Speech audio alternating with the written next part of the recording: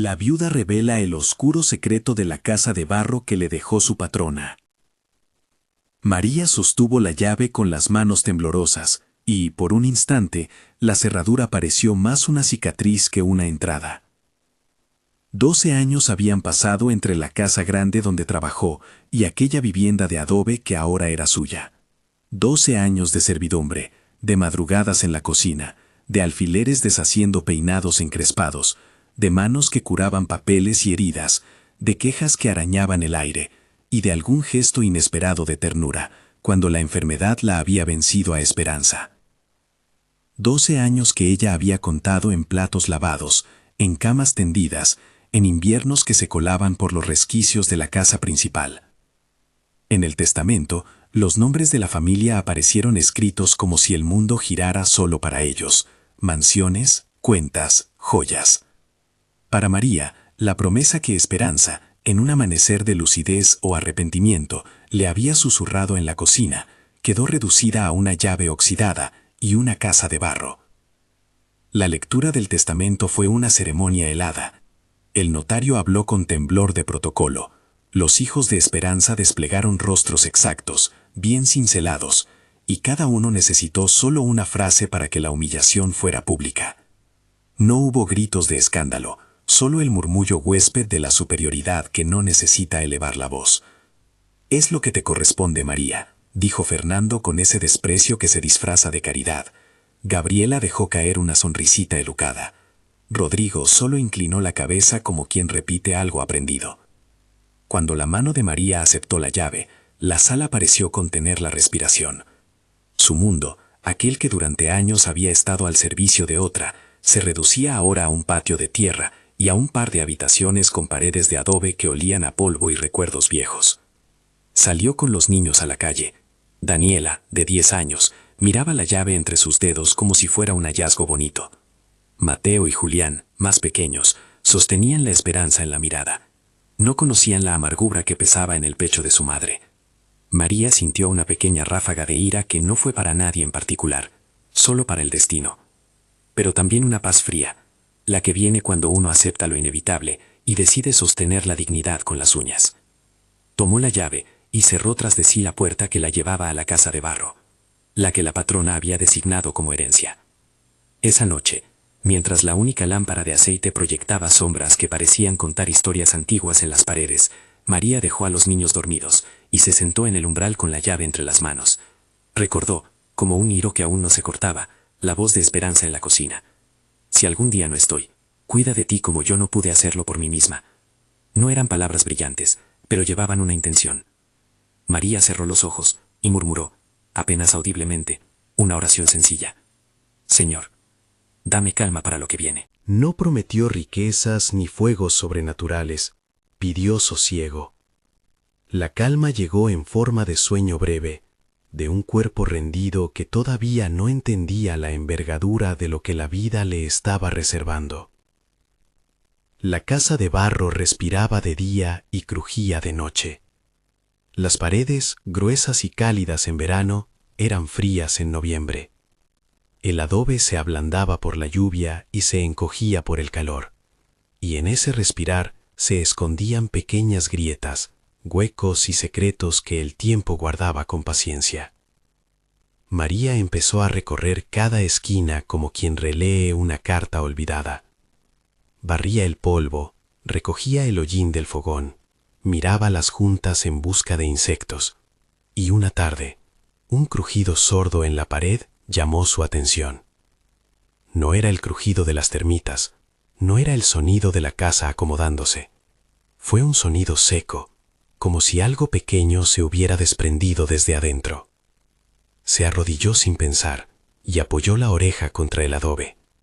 Podía sentir la humedad, el tacto áspero contra la mejilla, el olor a tierra mezclado con siglos. Con la moneda que guardaba para emergencias, empezó a raspar con cuidado la superficie en el lugar donde el crujido había venido. Al principio se trató de una pequeña cavidad, un hueco lleno de polvo y polvo viejo. Dentro, envuelto en un paño que olía a naftalina, había una caja de metal cerrada con un cierre oxidado. María la sostuvo como si fuera el corazón de alguien. La caja no era grande.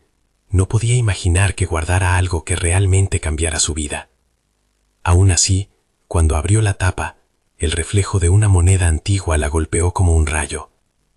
Billetes amarillentos, monedas que crujían con el tiempo, y envuelto en papel, un pequeño objeto que brilló con una luz propia. Una sortija sin gran alarde, pero de un peso que dolía al sujetarla. Había, doblada junto a las monedas, una hoja pequeña con la letra de esperanza. No era larga, no necesitaba serlo. Decía apenas un par de líneas, con la caligrafía temblorosa de la mujer que una vez había tenido poder. Para cuando lo necesites, no lo digas a nadie. Guarda esto con la esperanza de quien teme que el mundo la olvide. María leyó, y sus ojos se llenaron de lágrimas que no supieron si eran de vergüenza, de alivio, de gratitud tardía, o de algo que contenía todas esas cosas a la vez.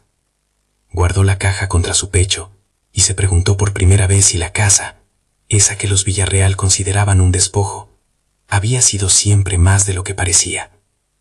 Durante las semanas siguientes, la casa dejó de ser solo un refugio pobre y se convirtió en un rompecabezas.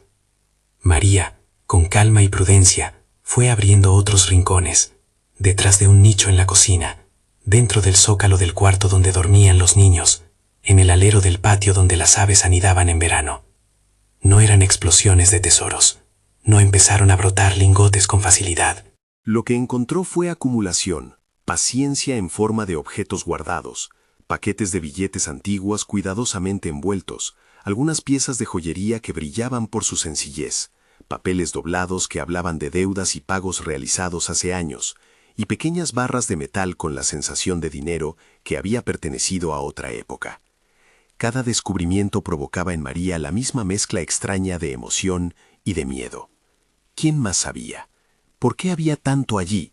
¿Y por qué Esperanza lo había escondido con tanto recelo? Los días se volcaban en sigilosas excavaciones. María cubría con paja la entrada que había abierto, barría el polvo y a la vez hacía su vida como siempre. Cocinar, lavar, ayudar a los niños con tareas sencillas, vender alguna mermelada que hacía para las vecinas. Los hallazgos no los gritaba a nadie. Guardó las cajas en un rincón bajo la cama, en un saco viejo, y cuando nocturnidad cerraba la casa, volvía a mirar lo que había sacado. Contaba, tocaba, calculaba en silencio. Pensó en comprar una casa más digna, en pagar la escuela de los niños, en acabar con el alquiler de la habitación donde antes vivían. Pensó en tantas pequeñas cosas que no justificaban ostentación, sino simplemente hogar.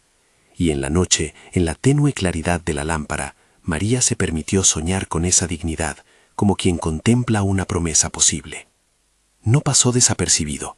En la plaza del pueblo la lengua es un río y se filtra. Un conocido, Esteban Rivas, que siempre había tenido un ojo para asuntos que otros preferían ignorar, fue el primero en aparecer con una sonrisa que no llegaba a los ojos. Esteban no era de los Villarreal, era un hombre que compraba problemas a cambio de silencio. Le ofreció a María una suma pequeña, una cantidad que era más un gesto de desprecio que una oferta justa, y una frase que sonaba a trato de mercado. Te doy algo ahora y despreocupas el resto.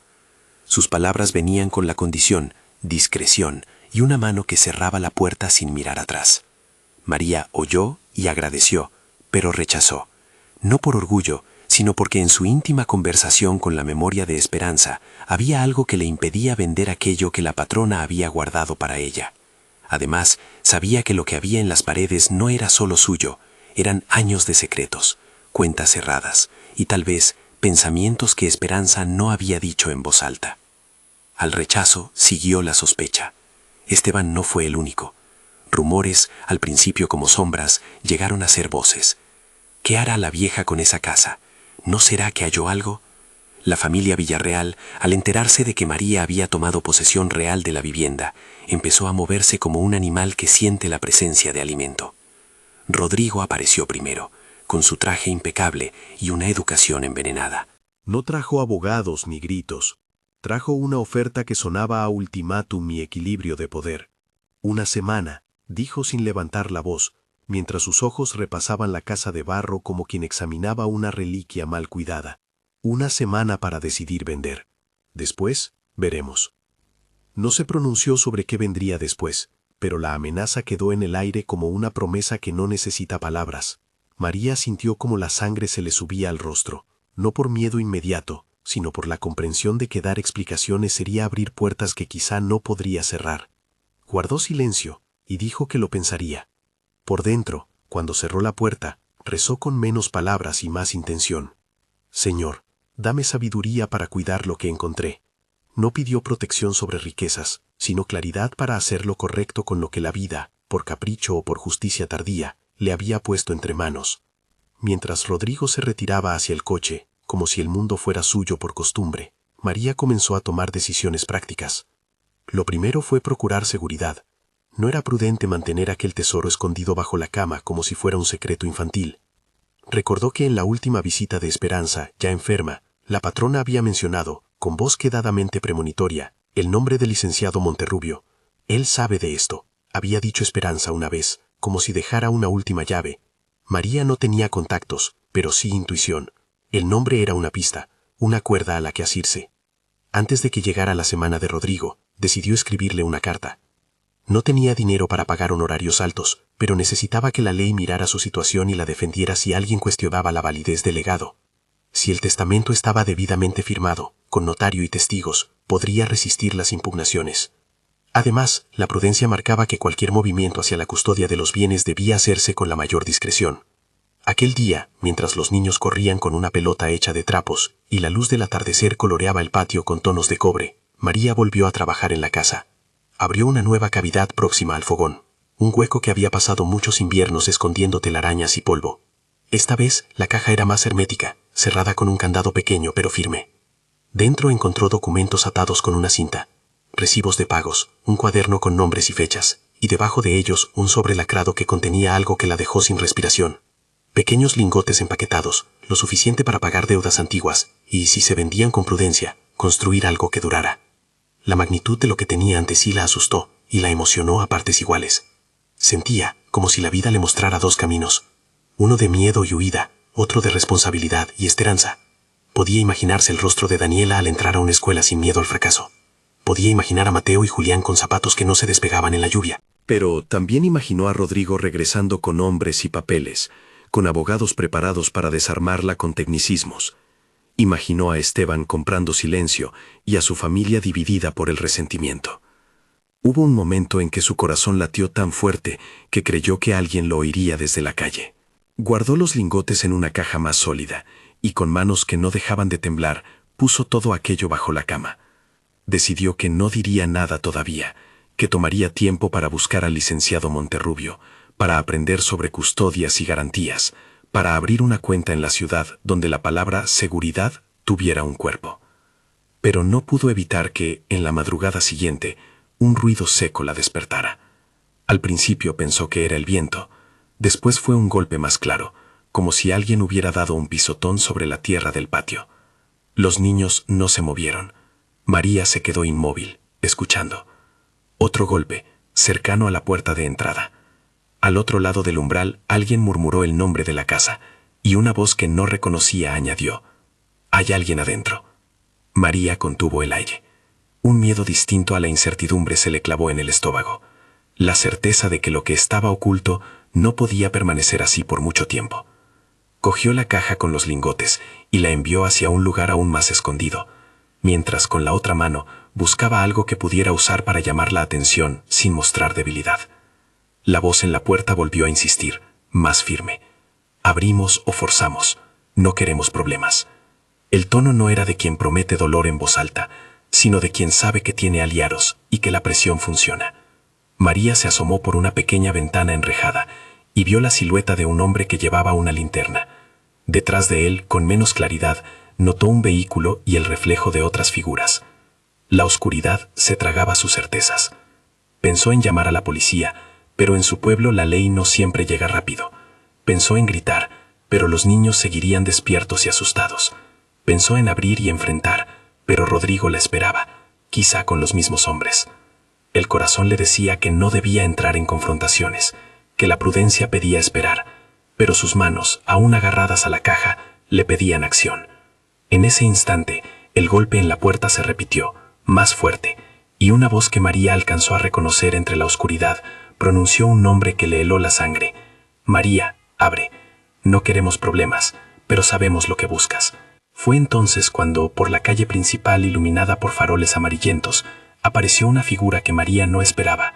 Silvestre Ochoa, el vecino anciano que siempre tenía la mirada del que vigila con paciencia. Silvestre no era hombre de alboroto, pero su paso era firme. Se detuvo frente a la puerta de la casa de barro, miró a los hombres y con una voz que no admitía retoques dijo con claridad: «No entren». Sus palabras tuvieron la fuerza de una piedra lanzada al agua, simples, decididas y suficientes para que el silencio se impusiera por un momento. Los hombres se miraron entre sí. Silvestre no gritó, no blandió armas, tenía en la mano una linterna, y en los ojos la historia de quien conoce a su vecina desde hace años. Uno de ellos maldijo sin estridencia, y la figura que hablaba antes retrocedió. La noche volvió a ser solamente el susurro de las hojas. María, desde la ventana, sintió que algo en su pecho se aflojaba. La caja que había escondido quedó en el lugar más secreto, y ella apoyó la frente contra el vidrio enfriado por la noche. Silvestre, sin decir más, dio la espalda, y se fue por la calle como quien deja una carta en el buzón. María no supo si lloró por la angustia o por el alivio. Afuera, las pisadas se alejaban. Adentro, los niños respiraban hondo en sueños, que por ahora nadie quería perturbar. Aquella noche María no durmió en verdad. Veló con la cabeza sobre la mesa, la lámpara encendida, y una lista en la mente. Encontrar al licenciado Monterrubio, proteger lo encontrado, hablar con Silvestre y pedirle ayuda, evitar que Rodrigo se aproxime, y sobre todo, decidir qué haría con la herencia que estaba apenas empezando a descubrir. Amaneció con el brillo pálido de una promesa a revisar. María sintió que algo dentro de ella había cambiado. La resignación que la había acompañado se metamorfoseaba. Sin estridencias, en decisión. No buscaba venganza. Buscaba justicia en su forma más práctica. Un techo para sus hijos. Educación que durara. La posibilidad de devolver en parte la dignidad que durante años le habían negado. Pero sabía también que la codicia de otros no se rendiría por buenas intenciones. Mientras la mañana avanzaba, llegó una carta del notario del pueblo, citándola para presentar documentación sobre la herencia y los testigos. En otra esquina, un llamado truncado del licenciado Monterrubio. La secretaria dijo que ya sabía del caso y que hablarían esa misma tarde. María exhaló como quien suspende un peso por un momento y se puso de pie. Había encontrado una fortuna en las paredes de su casa de barro. Sí, pero con ella venían ojos que miraban con hambre y manos dispuestas a tomar lo que no les pertenecía. Había también voces amigas, personas como Silvestre y quizá el licenciado, que podían convertir el hallazgo en oportunidad, en lugar de catástrofe. Cuando María salió al patio, arrastró la vista por la parcela que hasta hace poco le había parecido una condena. Ahora la miró como un lienzo. El mismo barro, el mismo polvo que la había envuelto en humillación. Podía ser la materia prima para un giro inesperado. Se acercó al sitio donde había comenzado todo, donde el primer crujido le había devuelto la esperanza, y con las palmas llenas de tierra, sintió la textura del mundo en sus manos. No era la riqueza lo que más pesaba, era la posibilidad de elegir, y esa elección ya no sería solitaria. Había vecinos que velaban, abogados dispuestos a escuchar, y en algún lugar una patrona ausente que, a su manera, había dejado señales ocultas. Al cerrar el patio detrás de sí, María no imaginó la magnitud de la tormenta que se avecinaba. Solo pensó en los niños, en su cara curtida por la vida y en la promesa de darles algo que no fuera humillación. Mientras recogía la llave de la casa y la guardaba en el bolsillo de su delantal, una sombra en la esquina del techo llamó su atención. Una figura pequeña, como la de un ave que había elegido reposo. En algún lugar detrás de esa sombra, una historia mayor aguardaba para desenrollarse. María respiró hondo, y con la caja de metal bien oculta en el pecho, se dirigió a encontrar al licenciado Monterrubio. La viuda revela el oscuro secreto de la casa de barro que le dejó su patrona. María caminó con pasos firmes hacia la oficina del licenciado Monterrubio, la llave apretada en el bolsillo del delantal como si fuera una brújula que todavía marcara el rumbo. El aire mañanero olía a barro seco y a leña. Los niños jugaban poco a poco en el patio, sin saber que aquel día la vida pasaría de una espera confusa a decisiones concretas. Cuando abrió la puerta de la pequeña oficina, le pareció entrar en otro mundo.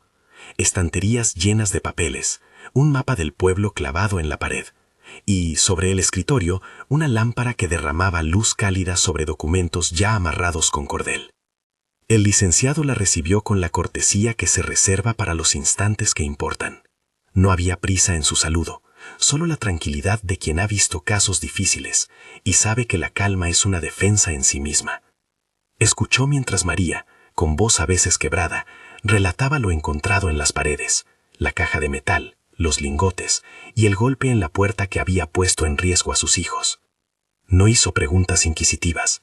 Apuntó fechas, nombres y lugares, y luego, con la nitidez de quien trabaja sobre hechos, explicó las medidas que podían tomarse.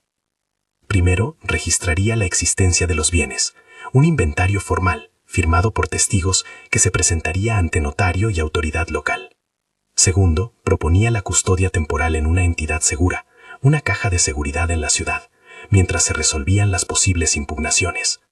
Tercero, aconsejó discreción absoluta, no hablar del asunto salvo con quien fuera necesario.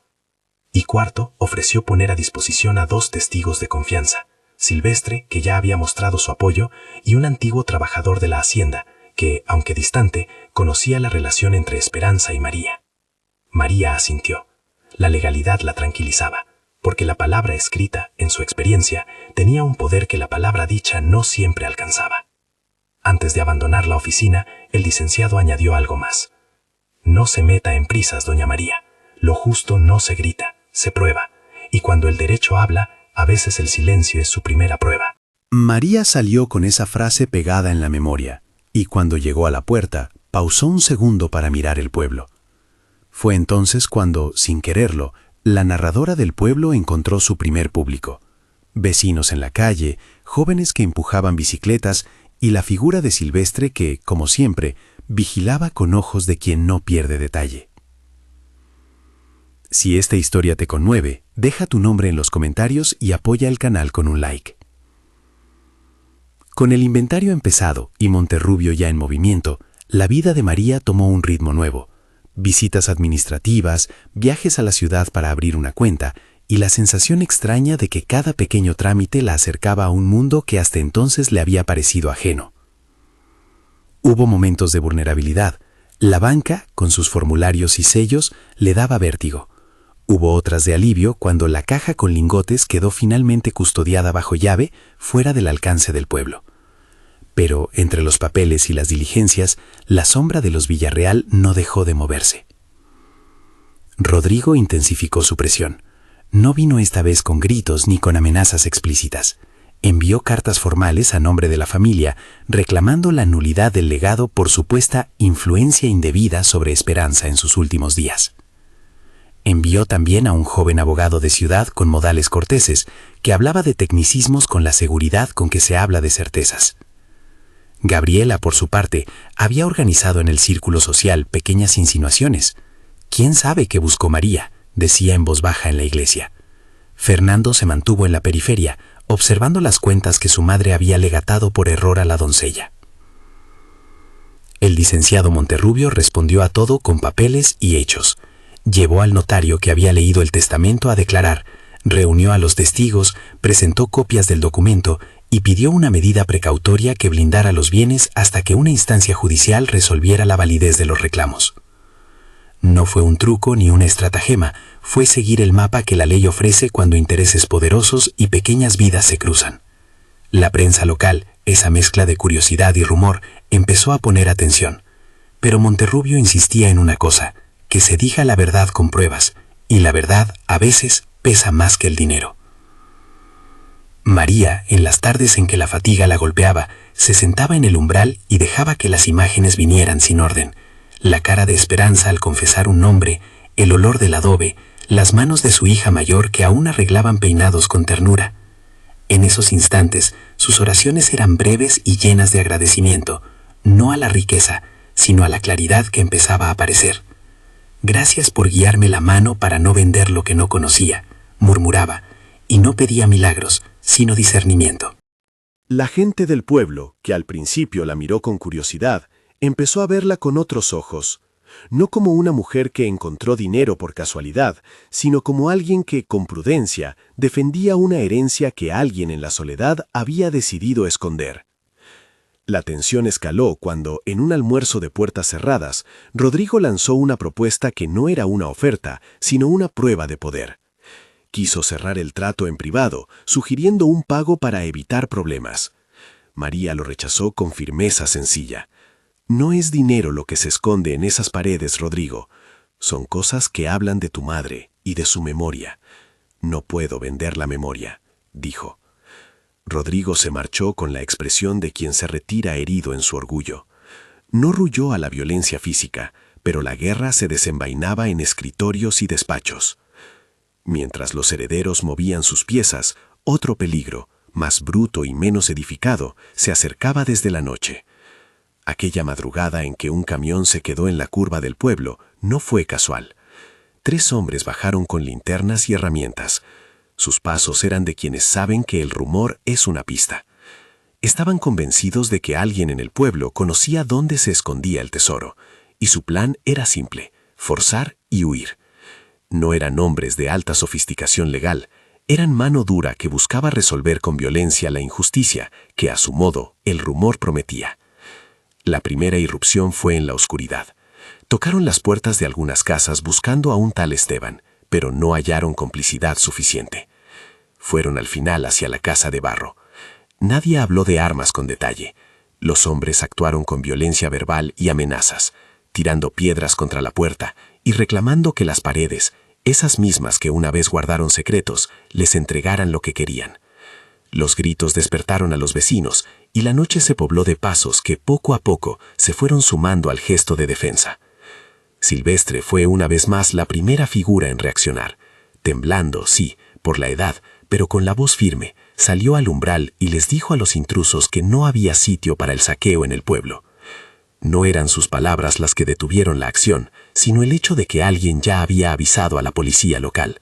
La inquietud del pueblo había encontrado cauce. Los oficiales llegaron en un par de vehículos con sirenas apagadas, pero presencia decidida. Los delincuentes intentaron escapar, pero algunos fueron alcanzados en el camino, otros intentarían esconderse en veredas conocidas. La intervención no fue una película de persecuciones, fue más bien un episodio donde la unión de la comunidad con la ley impidió una tragedia mayor.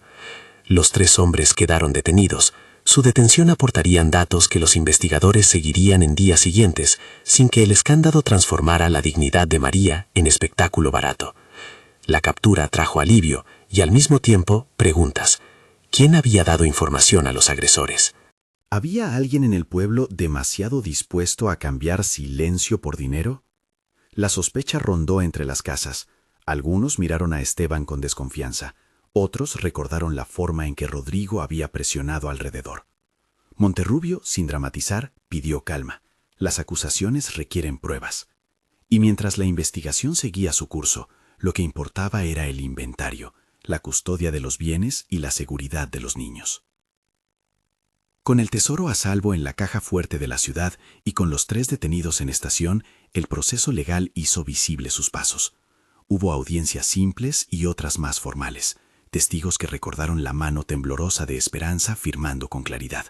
El notario que leyó el testamento en voz alta volvió a explicar que la voluntad de la señora había sido asentada con todas las formalidades. El joven abogado de Rodrigo intentó desmontar la voluntad con la teoría de la situación de debilidad, pero hubo algo en la voz del sanador judicial que puso las cosas en su sitio. La anciana no había sido forzada a escribir, había sido dueña de una decisión que, aunque sorpresiva para algunos, era válida. Marchas y contramarchas legales se sucedieron, pero la ley, al menos en esa fase, fue un andamiaje que protegía la voluntad expresada por escrito. María aprendió en esos meses que la justicia no siempre es rápida, pero puede ser clara. Monterrubio la acompañó a cada audiencia, le explicó los términos y le enseñó a dejar que la verdad saliera con documentos, no con gritos. Los ojos de los vecinos, que en su mayoría la habían mirado con curiosidad, empezaron a ver en su figura una mezcla de humildad y firmeza que generaba respeto. Algunos se acercaban a traer comida, otros ofrecían un techo si las circunstancias lo exigían. La comunidad se organizó en pequeñas redes de apoyo, la vecina que cuidaba a los niños cuando María debía ir a la ciudad, el comerciante que permitió depósitos discretos en su local, y Silvestre que cada semana iba a la casa con noticias y con pan. Mientras tanto, la familia Villarreal comenzó a sentir las consecuencias de su propia falta de previsión. Declaraciones públicas de familiares y amigos mostraron fisuras, discusiones por la repartición, reputaciones que se resquebrajaban ante el descubrimiento de que la matriarca había decidido, en soledad, reservar cosas en su hogar. No fue una caída dramática, fue más bien una erosión lenta. Rodrigo, que había querido imponer su voluntad por medio de presión, encontró una barrera no solo legal, sino social. El pueblo no estaba dispuesto a respaldar la fuerza como forma de hacer justicia. Gabriela, que había alimentado rumores en salones y bancos, se encontró con miradas que habían cambiado. Fernando, por su parte, debió enfrentar el hecho de que la mansión y las cuentas no silencian el juicio del tiempo ni de la gente. Con la seguridad jurídica allanada y los bienes en custodia, llegó el momento de tomar decisiones concretas sobre el uso de la riqueza. María no buscó ostentación, fue guiada por la idea de dignidad, una casa, educación para los niños y la posibilidad de crear algo que ayudara a otras como ella. Con la asesoría del licenciado se constituyó un fideicomiso simple. Parte de los fondos se convertiría en una vivienda digna, otra parte en becas para la educación de Daniela, Mateo y Julián, y el resto en un fondo pequeño destinado a ayudar a viudas del pueblo en situaciones críticas. La decisión no fue puramente caritativa, fue práctica. María compró una casa que no era lujosa pero sí sólida, con paredes que no crujían con el viento, con ventanas que cerraban bien y un patio donde los niños podían correr sin miedo al barro que se levantaba en las lluvias. Pagó las deudas que cargaban sobre su espalda y se aseguró de que los niños tuvieran oportunidad de estudiar sin sacrificar la comida del día. Abrió además una pequeña venta de mermeladas y conservas. Después de todo, ya vendía mermeladas en el pueblo. Con el capital prudente y la ayuda de algunas vecinas, lo que empezó como una mesa al lado de la casa se convirtió en un negocio modesto, con clientela fiel que valoraba el sabor casero y la honestidad del trato. Una de las decisiones que más conversaron en el pueblo fue la de donar el terreno donde estuvo la casa de barro para crear un centro comunitario. María no se dejó llevar por la venganza ni por el deseo de humillar a los Villarreal. La donación fue pensada como reparación social, un lugar donde las mujeres pudieran aprender oficios, donde los niños tuvieran apoyo escolar y donde las viudas encontraran asesoría legal y emocional. Lo llamaron Centro Esperanza, por la patrona que, en un gesto final, había trenzado en vida en su silencio alguna forma de cuidado. La inauguración fue sencilla, vecinos con sillas, la iglesia prestando un coro bajo, la presencia discreta de Silvestre y la sombra distante de Rodrigo, que no fue invitado, pero que tampoco fue impedido de mirar desde lejos. En la apertura del centro, María habló sin grandilocuencias. Contó, con voz que a veces se rompía, que lo que había encontrado en las paredes no era solo oro y billetes, eran decisiones, recuerdos, y en la voz escrita de Esperanza, la invitación a no olvidar a los olvidados. Dijo que no hablaba en nombre de nadie, salvo de su familia y de aquellos que necesitaban una mano amiga. Cuando terminó, no hubo música estridente, ni discursos altisonantes, hubo un aplauso sincero. Algunos lloraron sin ruido. Y en un gesto que fue más simbólico que formal, María dejó la llave antigua sobre una mesa en el centro, como quien confía un pasado a quienes vendrán. Los días siguientes trajeron reconciliaciones pequeñas y silenciosas. No se trató de una limpieza total de heridas. Las relaciones con la familia Villarreal quedaron marcadas por la distancia. Rodrigo intentó varias veces entablar contacto. Ofreció disculpas que sonaban a compensaciones, y en una de sus visitas dejó un sobre con una carta que María no abrió públicamente. La guardó en un cajón. No buscó humillar ni celebrar la caída de nadie. La historia, para ella, había sido sobre dignidad y sobre construir algo que durara más que el escándalo. Gabriela y Fernando tuvieron que enfrentar la propia reputación entre el vecindario. Algunos apoyos sociales se le retiraron por su trato con María durante años. El centro funcionó con calma. Las tardes se llenaron de talleres de costura, alfabetización y charlas para mujeres que habían sufrido abusos laborales o familiares. Hubo quien pidió ayuda para redactar un documento, quien necesitó acompañamiento para buscar trabajo, y quien simplemente encontró un lugar donde ser escuchada. María supervisaba, enseñaba a hacer mermeladas y de vez en cuando cuidaba a los niños de una madre que necesitaba trabajar. La vida no volvió a ser igual a la de antes. Fue mejor en aspectos esenciales. No había la humillación que marcó los años de servidumbre, sino un sentido renovado de comunidad. En algún punto, la investigación sobre los 3 detenidos arrojó verdades más complejas. Los hombres que intentaron saquear la casa no eran sofisticados planeadores. Habían sido tentados por promesas de dinero y por la convicción de que el rumor ofrecía atajos. No se halló una conexión directa que incriminara a Esteban más allá de su curiosidad y su propuesta inicial. La ciudadanía entendió que en ocasiones la codicia busca bocas para hablar y oídos para confiar. La ley sanciona a los culpables conforme a los hechos, y sin sensacionalismo, resolvió lo pertinente. La justicia, en su proceder, no fue una venganza. Fue restablecer el orden y la seguridad. En el camino hacia la estabilidad, María no dejó de ser humana. Tuvo noches de insomnio, escalofríos ante la idea de perderlo todo de nuevo. Resquemores cuando alguien pronunciaba el apellido Villarreal con demasiado sarcasmo. Pero también tuvo días luminosos. El primer día que Daniela entró a la escuela con tijeras nuevas y un uniforme planchado. El primer cobro regular por las mermeladas. Y la primera reunión del centro en la que una mujer joven contó que en el curso de corte y confección había aprendido a coser, y con ello pudo ganarse un ingreso. Esas pequeñas victorias se fueron apilando en la vida cotidiana hasta convertirse en costumbre. Llegó un momento en que María decidió que la historia debía contarse una vez, con discreción pero sin miedo, ante el pueblo y ante un pequeño grupo de periodistas locales. No buscó espectáculo. Llamó a una reunión en la plaza frente al nuevo Centro Esperanza. Allí, con la calma que había aprendido, contó cómo la casa de barro había guardado secretos. Y cómo su patrona, en un gesto final, había repartido de manera distinta lo que consideró justo. No habló en términos de exotismo ni de fortuna. Habló de decisiones de vida y de la oportunidad de hacer algo con lo que la memoria de alguien dejó. Esa revelación pública no fue un arma contra nadie. Fue para muchos una lección sobre la complejidad humana, que una misma persona puede ser dura en vida y altruista en secreto. En esa ocasión, algunos miembros de la familia Villarreal asistieron. No hubo enfrentamiento, hubo miradas que pesaban y silencios que pesaban más. Rodrigo miró a María con una mezcla de reproche y curiosidad. Gabriela se quedó en un lado, la boca apretada. Fernando, siempre distante, no habló. La plaza contuvo la respiración por un instante y luego lentamente empezó a aplaudir cuando María terminó su breve alocución. No fue un aplauso de triunfo sobre otros, sino un reconocimiento a la dignidad recuperada. Con el paso de los meses, el Centro Esperanza se convirtió en una referencia en la región, no por su tamaño, sino por su propósito sencillo, ofrecer herramientas a quienes más las necesitaban. La figura de María dejó de ser solamente la de una viuda que encontró dinero, para ser la de una mujer que administró con sentido común y generosidad. Decisiones como invertir en becas para niñas que demostraban esfuerzo y apoyar a viudas que habían perdido su trabajo marcaron una diferencia real. El fondo para viudas se manejó con transparencia, un comité de vecinas, Silvestre como custodio moral y Monterrubio asesorando en lo legal. No todo fue perfecto. Hubo desencuentros en la administración, diferencias sobre prioridades y algunas malas decisiones de inversión iniciales que costaron dinero. Pero el aprendizaje vino con la comunidad, mesas de diálogo, rendición de cuentas y la convicción de que la prosperidad no puede ser egoísta. El negocio de mermeladas de María, que empezó como mesa de patio, llegó a vender en la ciudad tiendas de alimentos locales, en pequeñas cantidades. El ingreso no convirtió a nadie en rico, pero sí aseguró estabilidad. En los últimos capítulos de esta historia, la familia Villarreal quedó disuelta en pequeñas divisiones.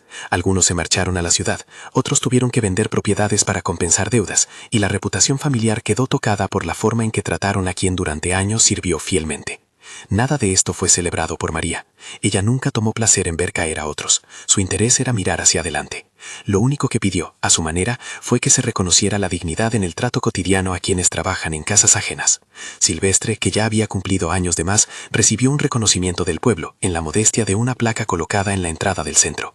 Monterrubio siguió como consejero legal de la institución en casos puntuales. Su nombre, para María, era sinónimo de justicia aplicada con calma. Los niños crecieron en la nueva casa sin el crujido de las paredes de adobe que alguna vez los acunó en noches de miedo. Y Daniela, con 15 años, hablaba ya de estudiar para ser maestra. Mateo y Julián aprendieron un oficio y, sobre todo, supieron que la dignidad no depende de la casa en que se vive, sino del trato que se da a quienes nos rodean. La última escena que merece contarse es sencilla y llena de simbolismo. Una tarde de lluvia leve, María se acercó a la casa que había sido la casa de barro. El barro olía a lluvia y a memoria. Se paró frente a la misma puerta que había abierto con la llave oxidada tantos meses atrás. Dentro ya no había cajas ocultas, todo había sido documentado, vendido con prudencia o depositado para el fondo social. Aún así, la casa seguía siendo testigo de algo, la posibilidad de que lo pequeño pueda contener grandes decisiones. Ella dejó, sobre el marco de la puerta, una rama de flores silvestres, como quien deja un saludo. Antes de cerrar el relato, María tuvo un momento íntimo de oración, breve y humilde, en el que dio gracias por las manos amigas que le ayudaron a sostener la verdad, y por la sabiduría para usar bien aquello que la vida le puso en las manos. Gracias por la claridad y por quienes no se callaron cuando hubo que hablar, dijo en voz baja, sin promesas de riquezas eternas ni discursos teológicos, solo gratitud por el camino que la había llevado a este punto. Y con eso se puso de pie y volvió a su casa, no como una rica que olvida sus raíces, sino como alguien que ha aprendido a convertir una herida en algo útil para otros. La historia de la casa de barro terminó siendo mucho más que la historia de una viuda que halló tesoros. Fue la narración de cómo la dignidad puede encontrarse en decisiones modestas, de cómo la comunidad, cuando actúa unida, puede proteger a los más vulnerables, de cómo la justicia, con sus tiempos y sus papeles, puede ser un camino para reparar y no para destruir. El oscuro secreto que guardaban las paredes fue revelado, sí, pero no como una espada levantada contra nadie. Fue mostrado para que todos aprendieran que hasta lo humilde puede esconder una memoria, y que la lealtad, a veces, es recompensada en gestos concretos, más que en discursos. Si esta historia te tocó, suscríbete para más relatos que inspiran, y comparte para que otros recuerden el valor de la lealtad.